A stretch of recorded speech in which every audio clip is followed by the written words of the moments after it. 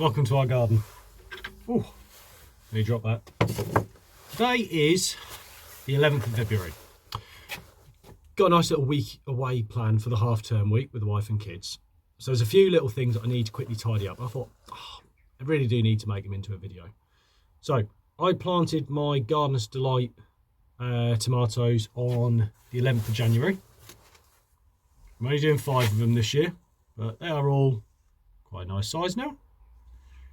But they're still in their propagator tubs. So, plan today, I'll pot them up into these. Submerge quite a bit of it. Hopefully encourage a bit more root growth. But it'll give it more space to grow and develop, because it's still got, what, last frost date at the minute looks like it's going to be mid-April. So we've still got another 2 months, really, until they can come out into the greenhouse. So they're probably going to get potted up again after this. Hopefully not, but more than likely. I have noticed an issue with these guys. Now, inside I have got my cucumbers in this at the moment. They're doing okay. I must admit, I may have forgotten to water them yesterday, and because they're underneath a grow lamp, that has had a bit of a negative effect on one of them, and it does look a bit worse for wear, but just watered it. I'll give it another water in a few hours, so hopefully that'll bring it back, but if not, I may have actually lost one of them already. So I'm also going to be putting some sort of a tray together. I'm not sure how to do it. I may just use a lid from another propagator, just so I can get a small amount of water in there. Hopefully that'll last it through a week. Turn the grow light off as well. Might make it a bit leggy. I don't know. I'll figure it out. But yeah, so plan today, I'm going to pot these up. Yeah. Right, I'll show you my setup. Right, so I've got Jack's Magic. It's all nice and fairly fine. These are going to be in here for a little while, so I'm also adding a little bit of fish blood and bone. And literally, doing this one-handed. All I'm going to do is chuck a load in there. Way too much. Perfect. And then get my hand, also known as my high-tech mixer tool. And I'm literally just going to mix it in. I actually need a bit more than that. I'm just combining it. Yeah, a bit more. Now, usually I chuck in some vermiculite into this, but I haven't gone to Wilko's, and that tends to be where I get all mine from. I do actually need to head to Wilko's soon, because I'm running out of quite a few, like the pots I'm going to be using. Quite a few of these got mangled last year. Definitely not because I didn't put them away properly and then I stood on a tray of about 30 of them. Wouldn't do such a silly thing. But yeah, so you mix it like that. Right, what I'm going to do, I'll set you up on the bench and then we'll go through what I'm going to do with the actual plants. Right, so, got my pots. Should just fill them up with the mix we just made. Now the reason why we're potting on is these plants need to develop a good root growth. Keeping them in small pots like this, it's okay for a short time, perfect for germinating, but when it comes to actually growing the plant, you need it to have space to develop. You need it to be able to start getting its own nutrients. When you initially germinate the seeds obviously have got a fair amount of nutrients in them to start them off like that. That's the whole process for the germination. However, once the plant gets to sort of these sizes, it's now looking for additional resources to be able to pull from. So what we're going to do, we've got our pot, using our fancy poker hole, just like so. Doing all of them.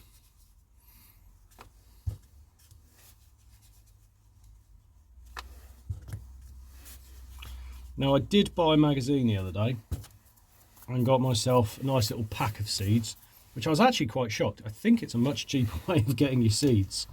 Oh, just using my little dibber to go in an angle. So just at an angle here, lift up from the base. And you see the actual root network itself of this plant. There's not an awful lot there, but that is going to change. So I'm going to take our pot, I'm going to sink it down. Oh, trying to be gentle as you can, but I'm heavy-handed, which never helps.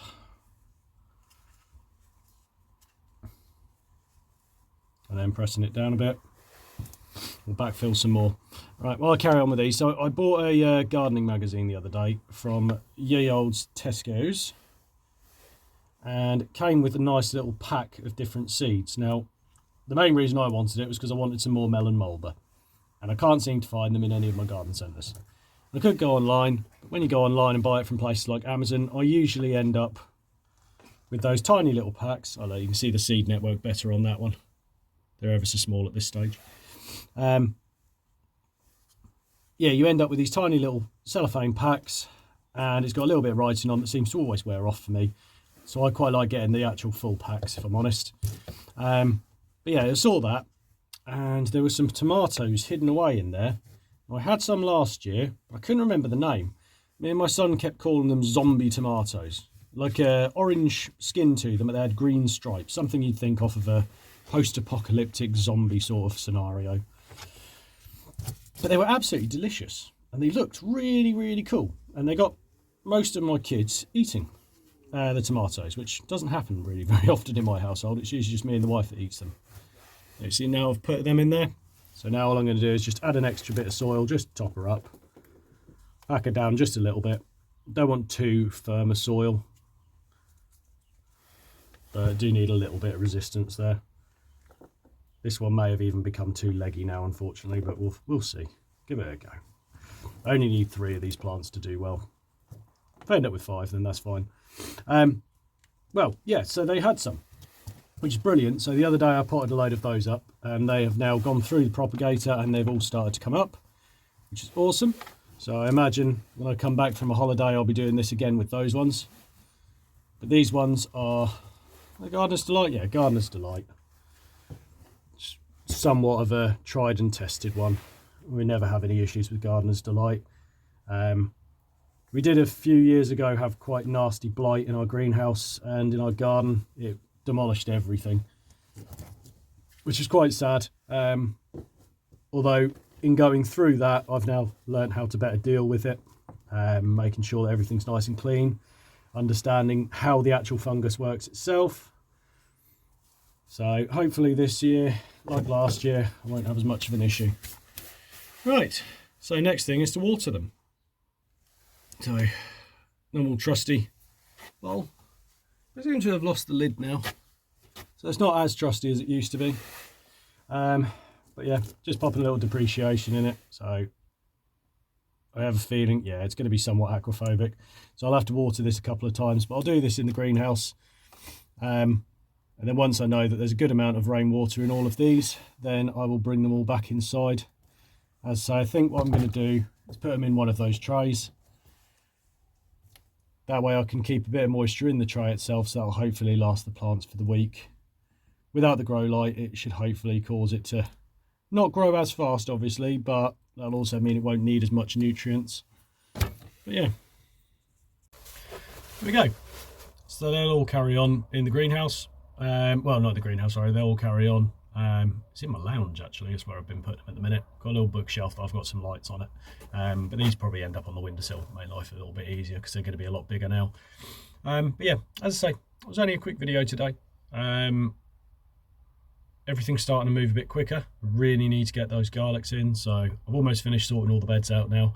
I've got several of them now covered in cardboard because cats really enjoy nicely freshly tilled soil, so I'm getting a bit fed up with that. So there's cardboard and some tin roofing on one of them, but it's doing the job. It's fine. Beans and peas are all going to be going in soon anyway. Obviously I've got my gutter. None of these have come up yet, but I am remembering why I didn't like it last year. It dries out so quickly, so every day I've got to put a bit of water in that, otherwise it's just never going to work. I mean, I'll pull out one of the peas. You can see they are, where's the camera? There it is. They are swelling, so they're not all wrinkly anymore, but there's no shoots in that. It's too dry. So I might have to figure something out.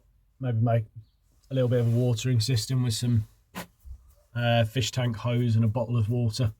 Might do the trick. No, we'll find out. But yeah, so for today, thank you ever so much for joining us. It won't be a video for a week or two now. I'm going to go spend some good quality time with the wife and children. Lord knows we all need a bit of a break from things at the times. But yeah, when I get back, will be all hands on deck, because end of February is when I get quite busy in my garden, and I think a lot of you do too. Well, have a brilliant weekend, and like and subscribe if you do enjoy the content. See you all next time. Bye.